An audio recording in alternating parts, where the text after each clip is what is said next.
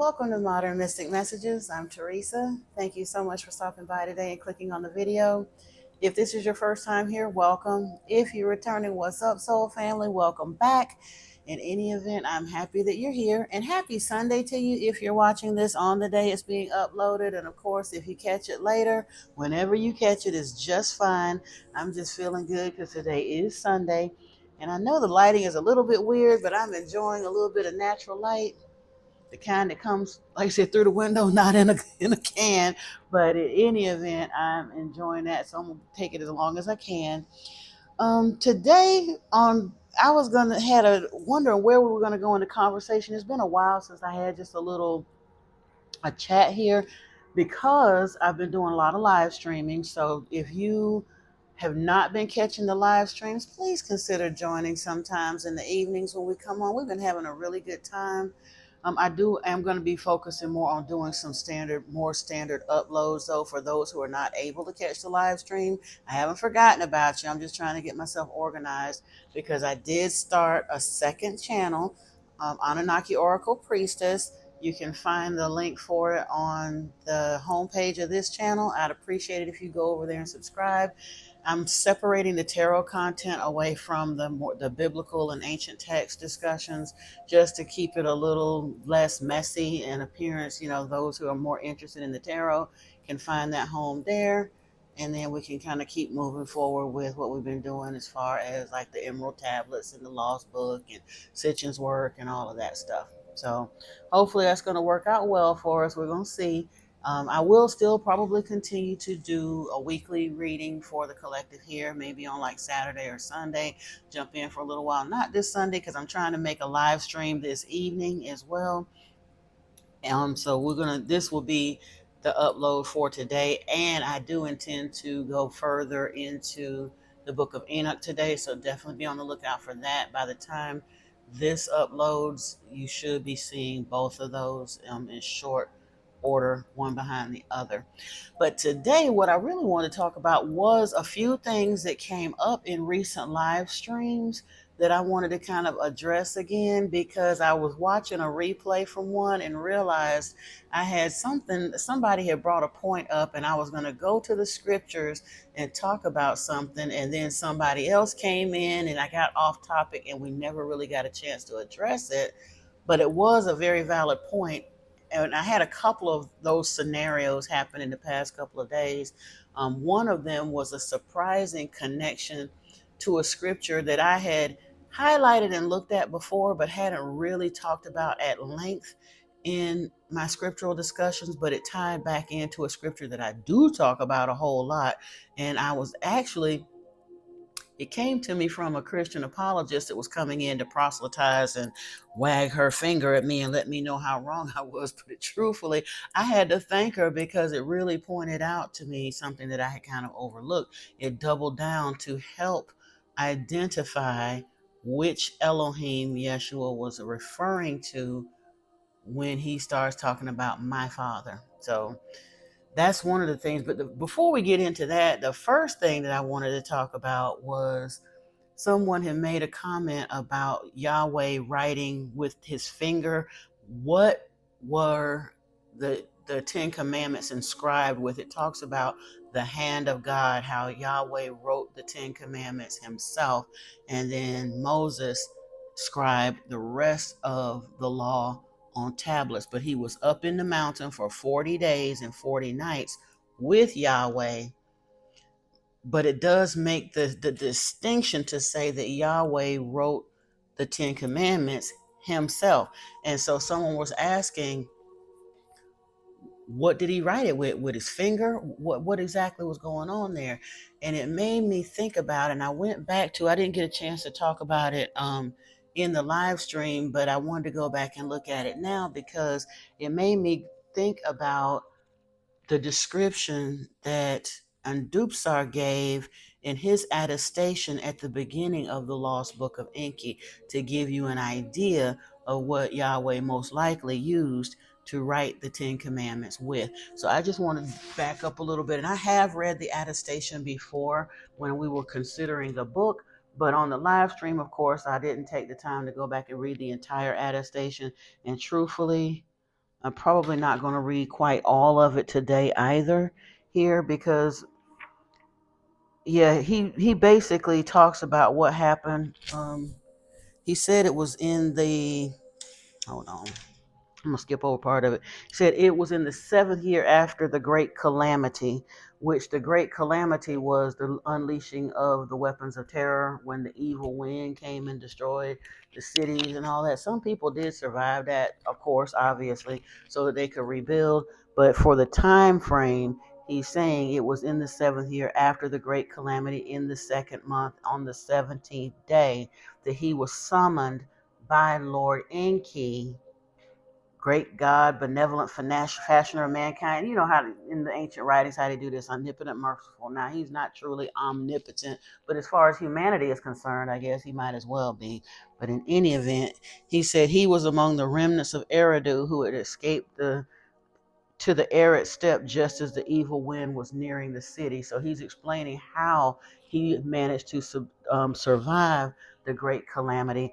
But when he was saying he was heading to the steppe or whatnot, and then he said a whirlwind came out of the south. There was a reddish brilliance about it. It made no sound. He's clearly describing a craft, what the Vedic scriptures would have most likely referred to as a vimana, but it reached the ground. They said 4 straight feet spread out from its belly, and its brilliance disappeared. And then he threw himself to the ground and prostrated himself. And when he lifted his eyes, there were 2 divine emissaries standing next to him.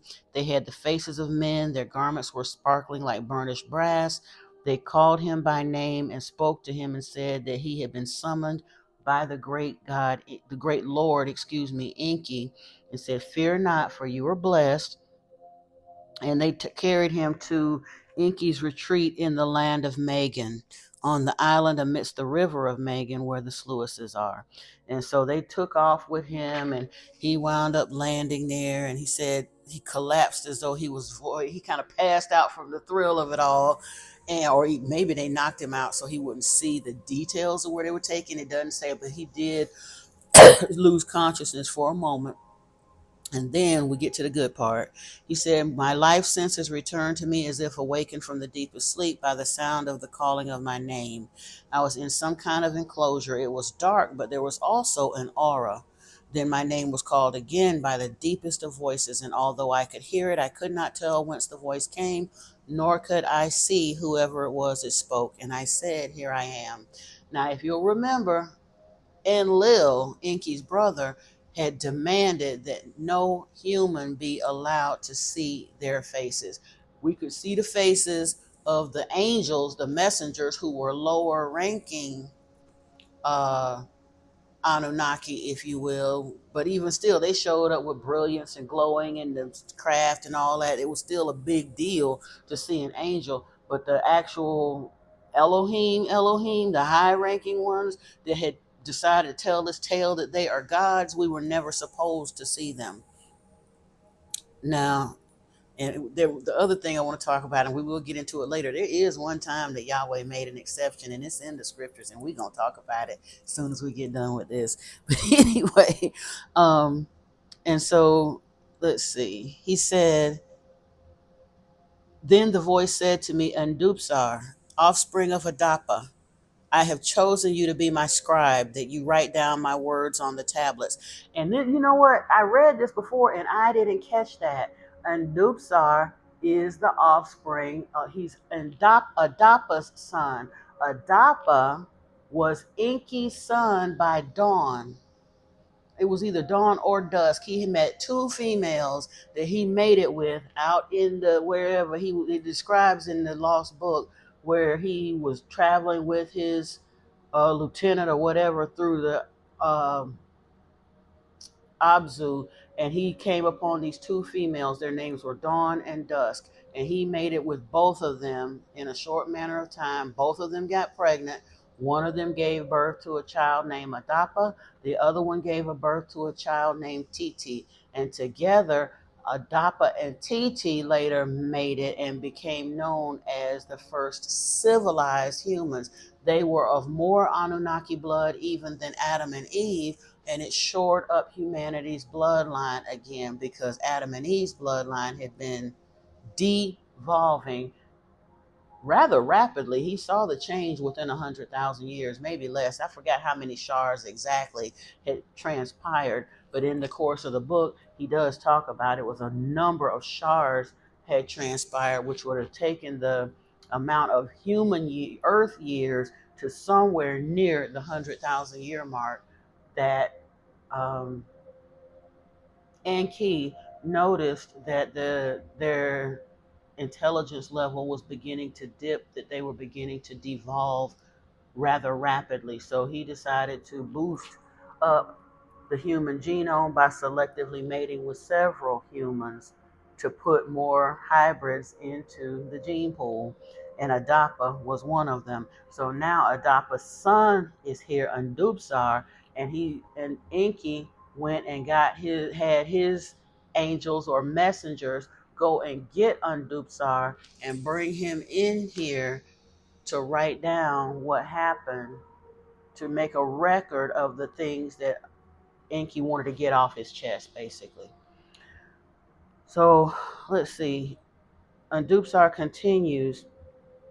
He said, "Then the voice said to me, Undubsar, offspring of Adapa, I have chosen you to be my scribe, that you write down my words on the tablets."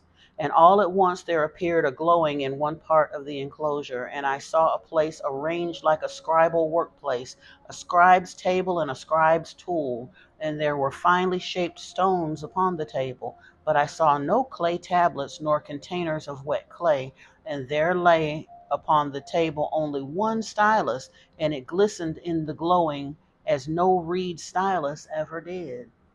So now he's seeing some technology here that humans don't normally get to see. Someone in the live stream had pointed out the fact that they were saying that, excuse me, the documents that the Anunnaki documents couldn't be 100,000 years old because clay wouldn't last that long. It would have eroded.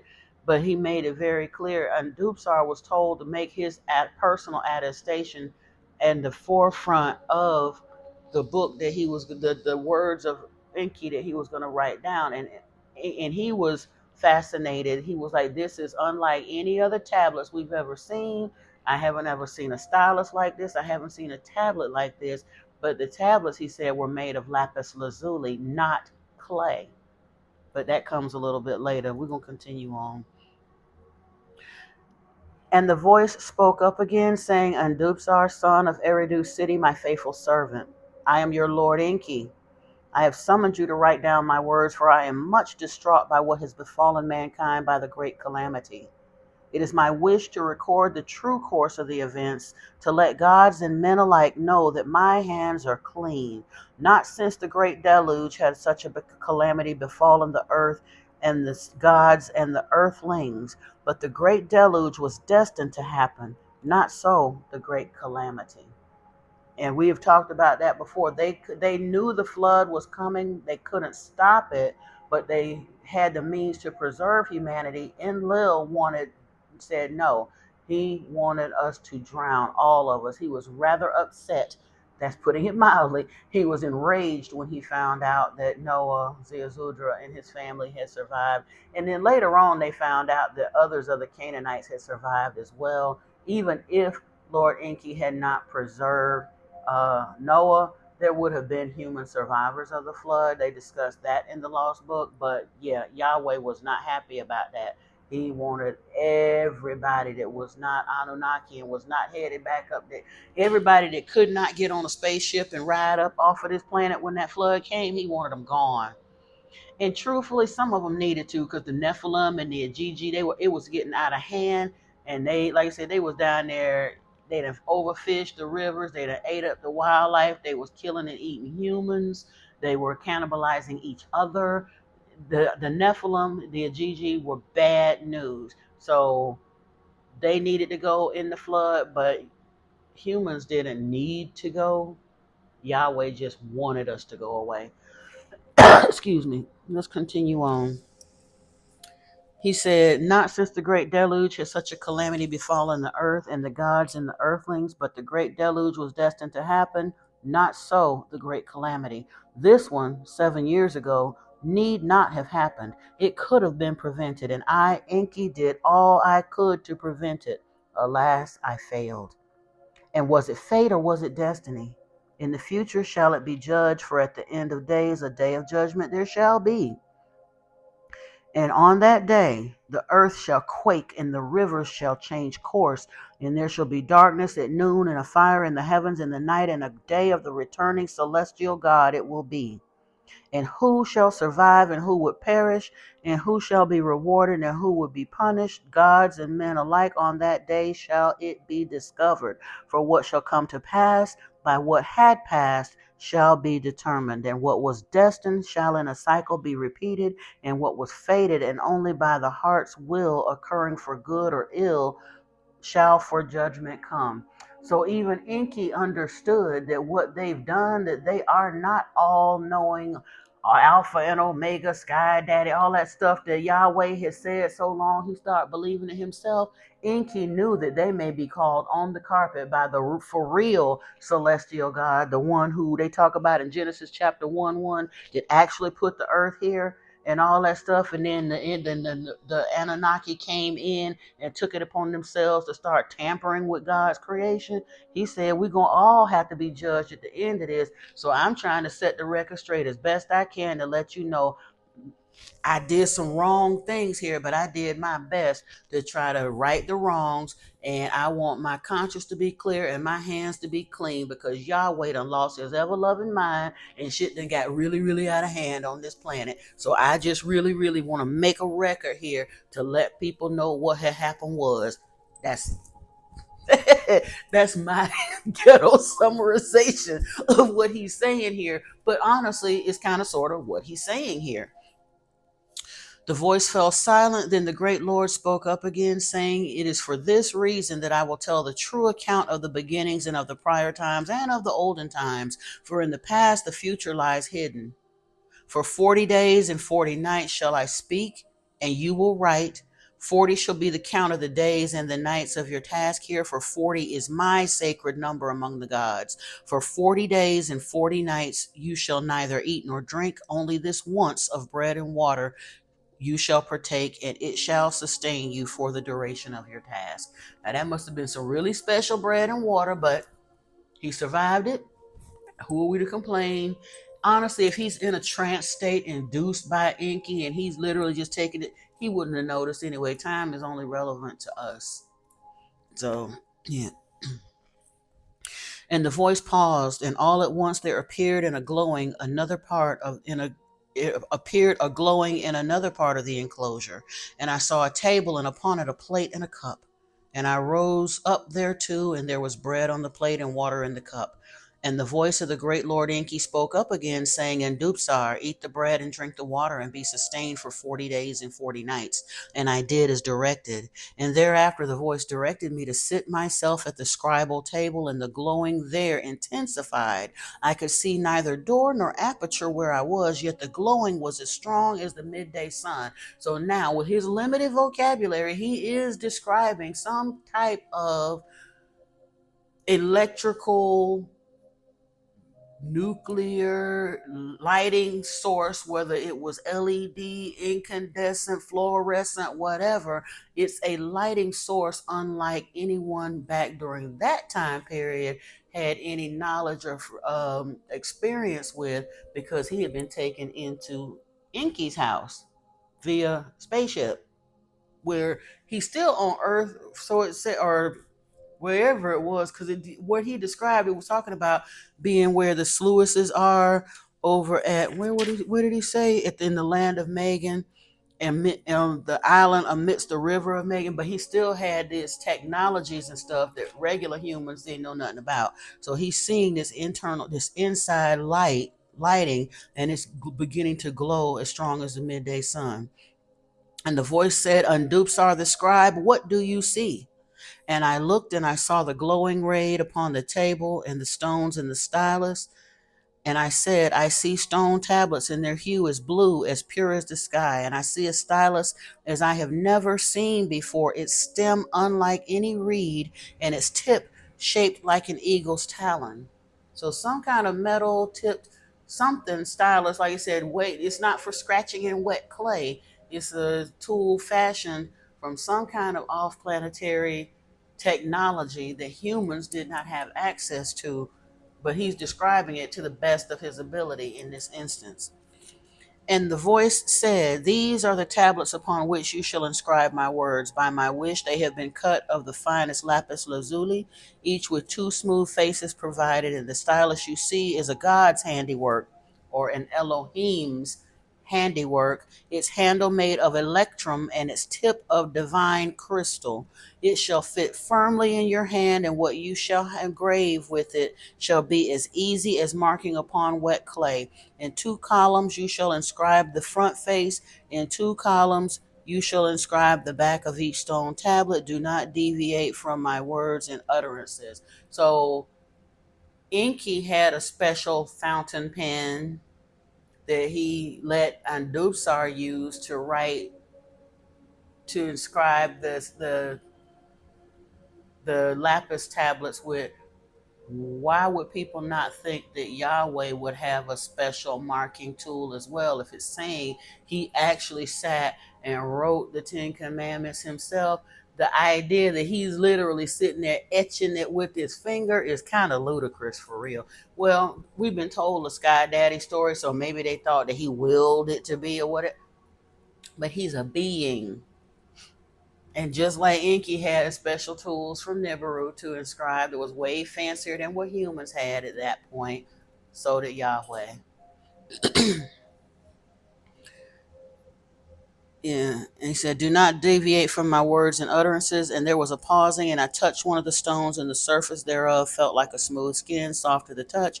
I picked up the holy stylus, and it felt like a feather in my hand. And then the great God Enki began to speak, and I began to write down his words exactly as he had spoken them. At times his voice was strong, at times almost a whisper. And at times there was joy or pride in his voice, at times pain or agony. And as one tablet was inscribed on all its faces, I took another to continue. And then he just continues talking about how they when he finished all of the writing, he said there was another pause. He said, As for you and Dupsar, with a great God you have spoken, and though you have not seen me, in my presence you have been.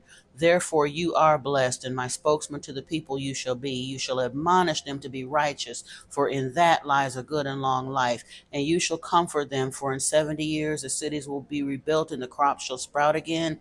There will be peace, but there will also be wars. New nations will become mighty, kingdoms shall rise and fall. The olden gods shall step aside, and new gods shall decree the fates. But at the end of days, destiny shall prevail, and of that future it is foretold in my words about the past. Of all that, Undupsar, to the people you shall tell.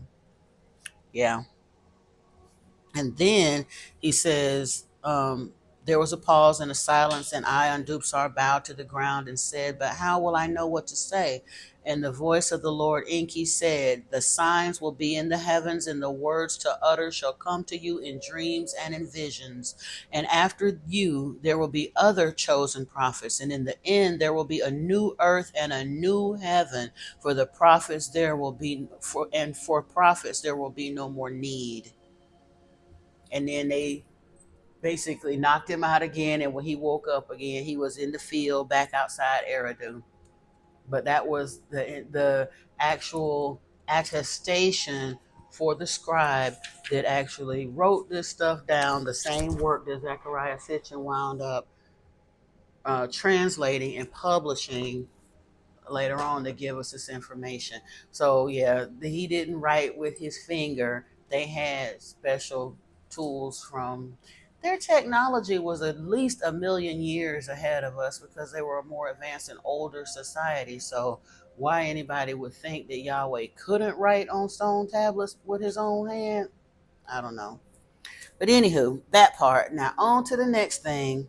The next issue that we had to come up with was the time when Yahweh showed up at the picnic, because Yahweh is the one of the two brothers that made the rule that humans were never to see their faces. People think that the scriptures say no man can see God and yet live.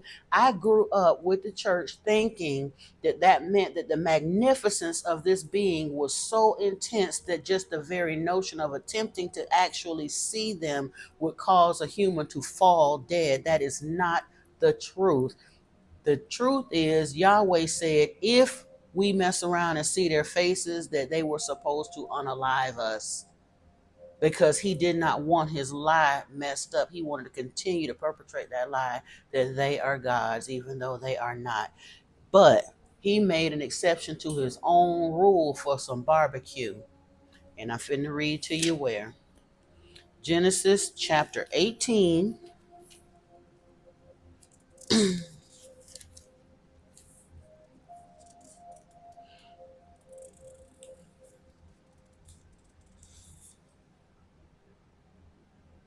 Now it's interesting because this was in 17 is when he institutes the covenant of circumcision and he promises Isaac's birth. Ishmael had been born, but he still hadn't fulfilled his promise to Abraham and Sarah and granted him Isaac. Like I said, he made Abraham that promise when Abraham was 75 years old. He didn't fulfill that promise to Abraham until Abraham was 99 years old. Why Abraham was still fooling with Yahweh at this point, I don't know, because Yahweh was a liar. He did not live up to his promises. But again, not to talk bad about Abraham, but it's obvious he was not the sharpest tool in the shed. When he first started dealing with Yahweh, he thought it was a good idea because he was scared that he had a young, beautiful wife that the Pharaoh might kill him because his wife was beautiful. So he lied to the Pharaoh and had Sarah lie to the Pharaoh and said that was his sister, not his wife. What did he think that was going to accomplish? Not the smartest man. Not. And it very likely almost got his wife violated. And instead of Yahweh setting the record straight on that, he sent plagues to the Pharaoh. And finally, the Pharaoh was like, why did you tell me that was your sister? I'm trying to wife her up. And you go over here, got this clown bringing plagues down on me when all you had to do was tell me the truth. Here, take everything I done gave her and just get gone. Go. I don't want to be coveting after another man's wife. But Abraham set that up. And instead of Yahweh protecting Abraham and Sarah, he went and brought plagues to the Pharaoh. This is the relationship that Abraham chose to have with this miscreant of a so-called God. But anyway, now he done said can't nobody see their faces and live. But here we go in Genesis 18. And the Lord appeared to him by the oaks of Mamre as he sat at the door in his tent in the heat of the day. He lifted up his eyes and looked, and behold, 3 men were standing in front of him. When he saw them, he ran from the tent door to meet them and bowed himself to the earth and said, O Lord, if I have found favor in your sight, do not pass by your servant.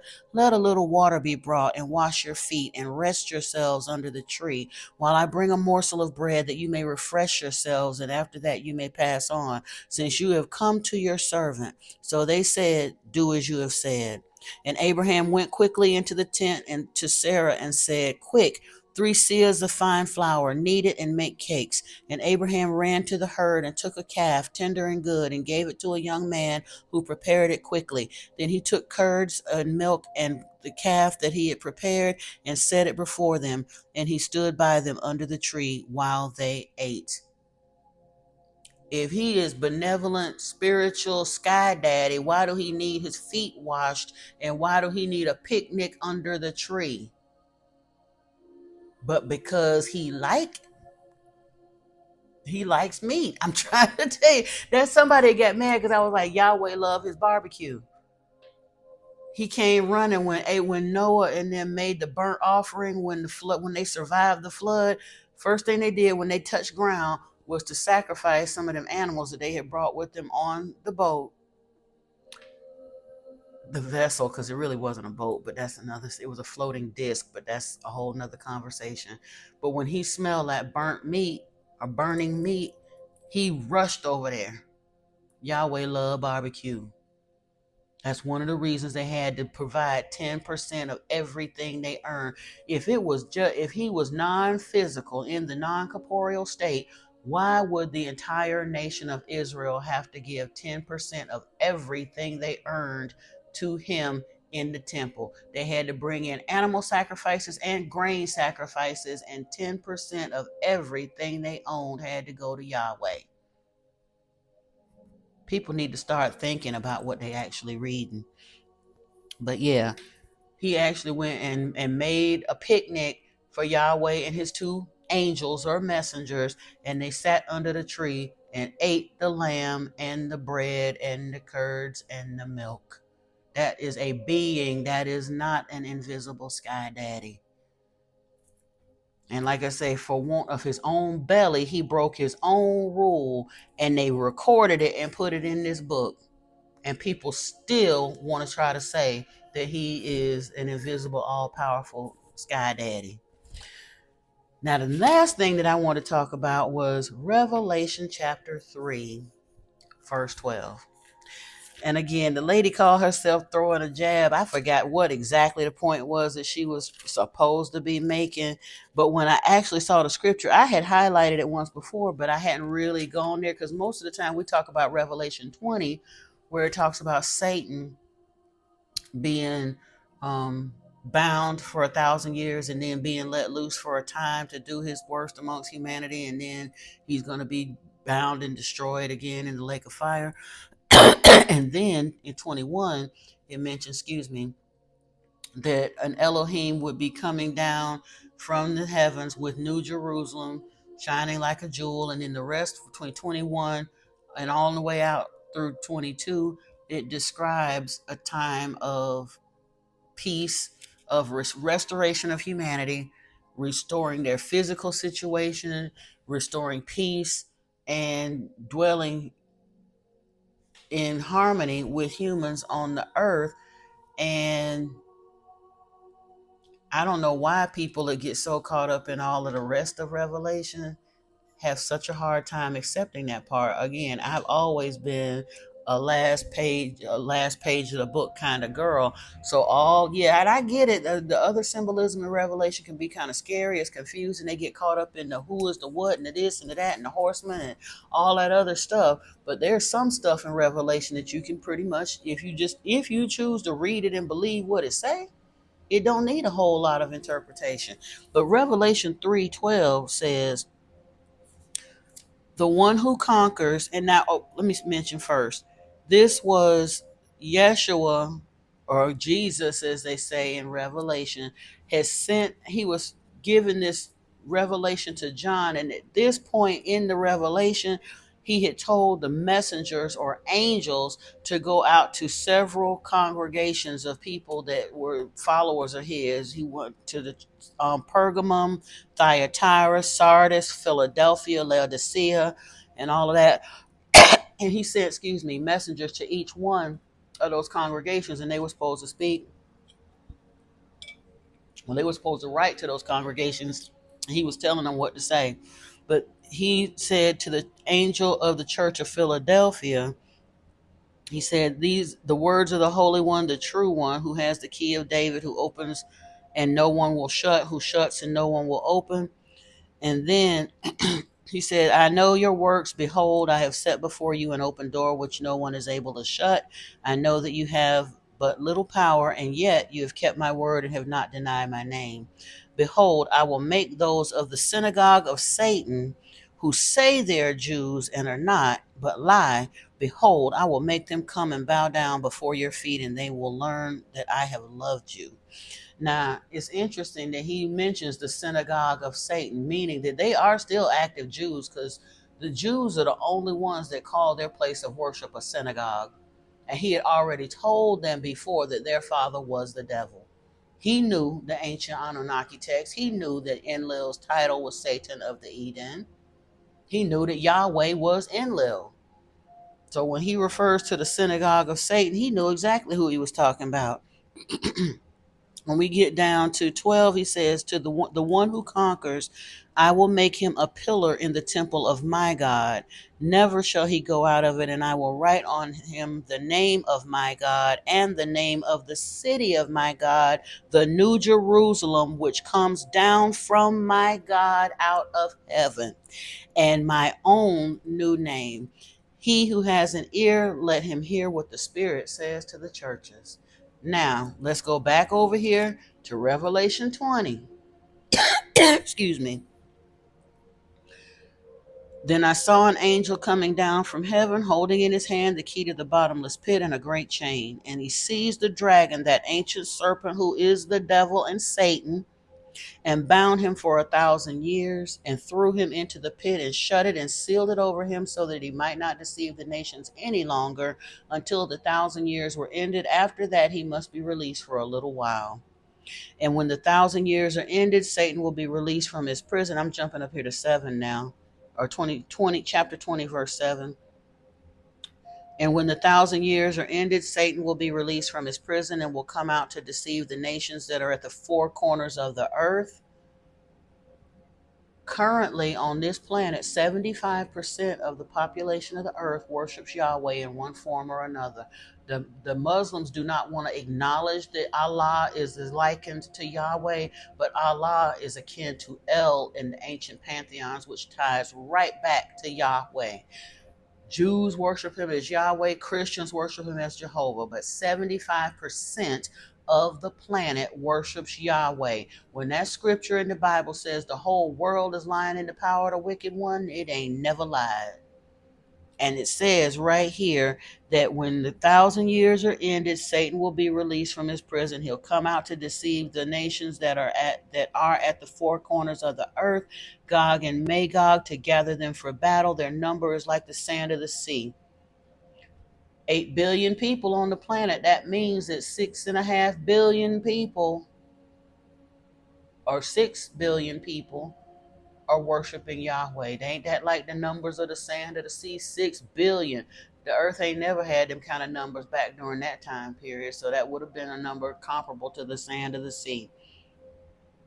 And they marched up over the broad plain of the earth and surrounded the camp of the saints in the beloved city. But fire came down from heaven and consumed them.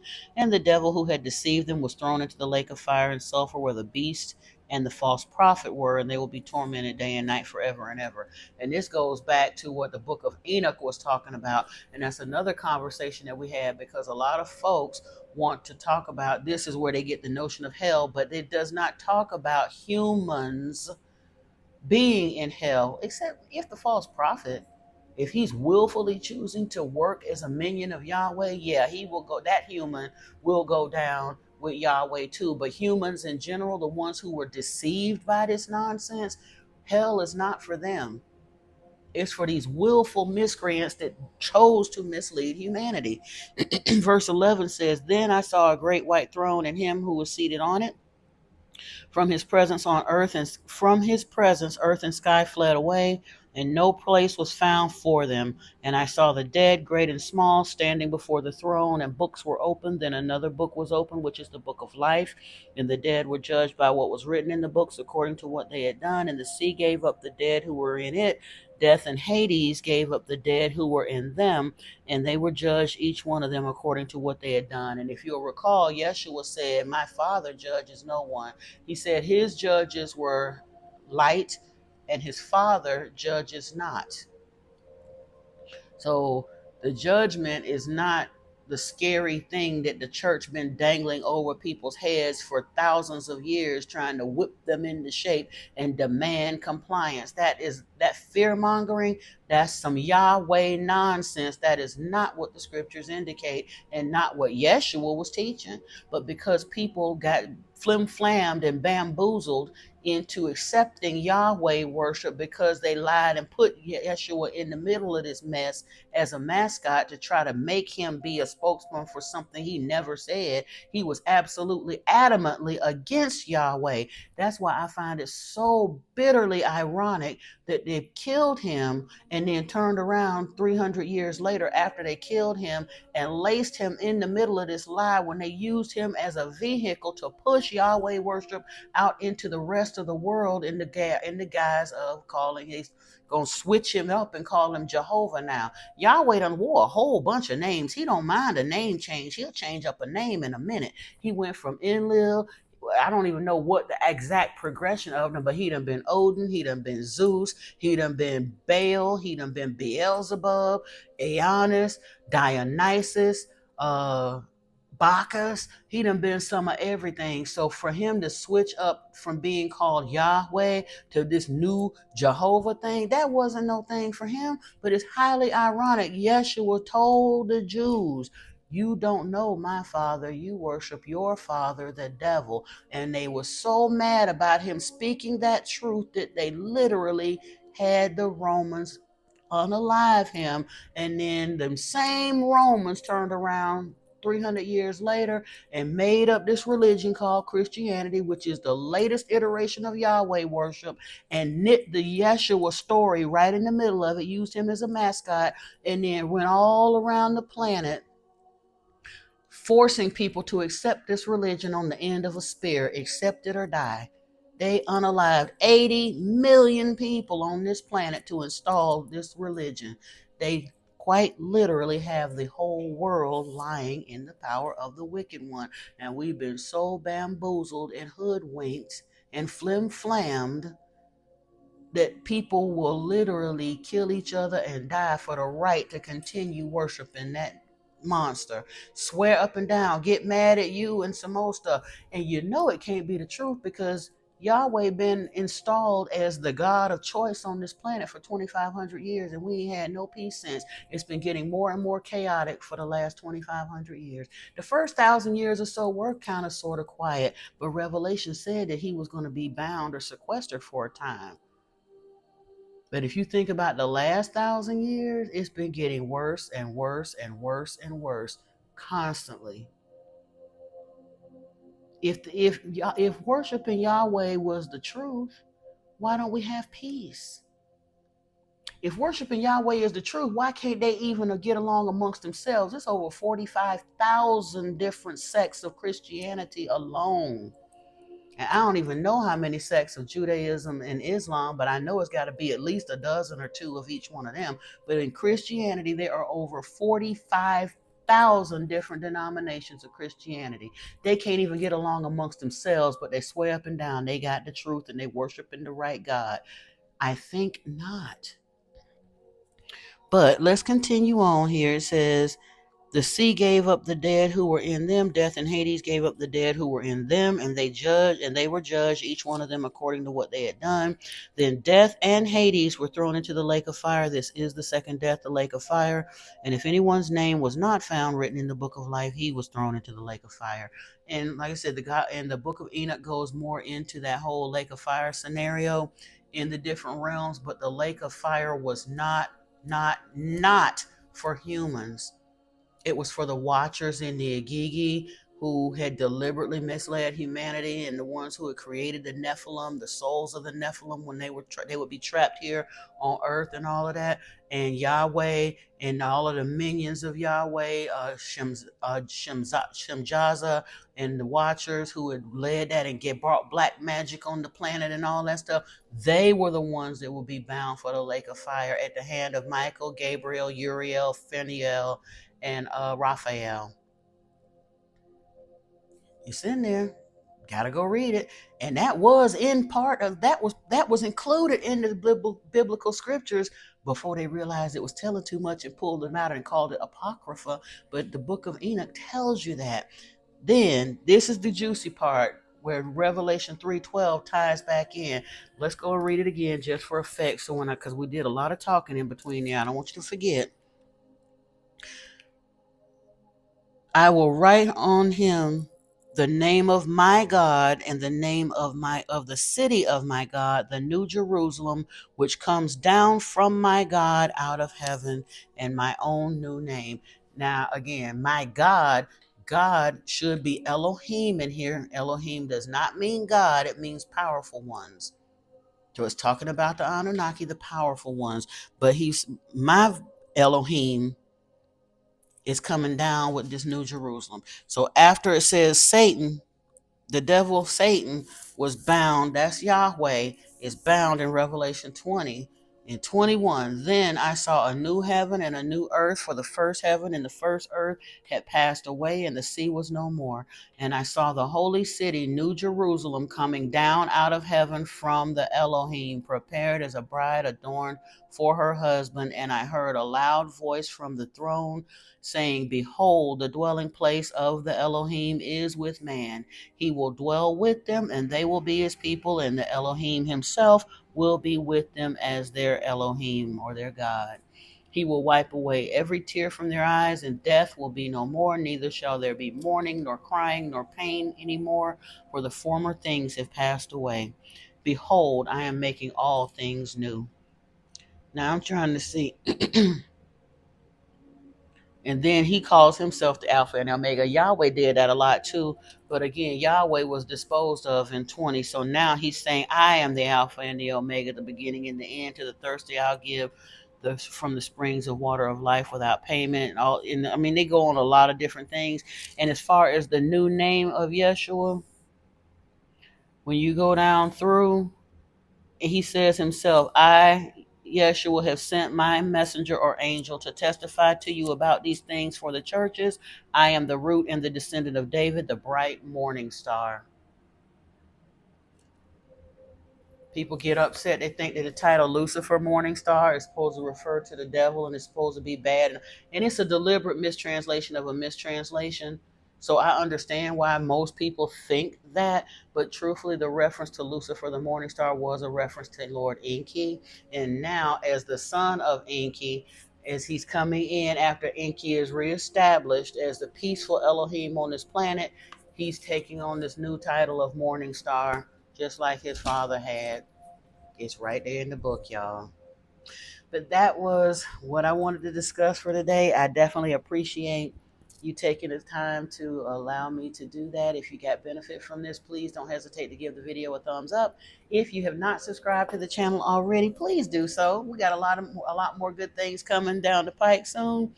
And of course, if someone you know can benefit from this information, please don't hesitate to share with them. Don't gatekeep, especially if you know they need the info.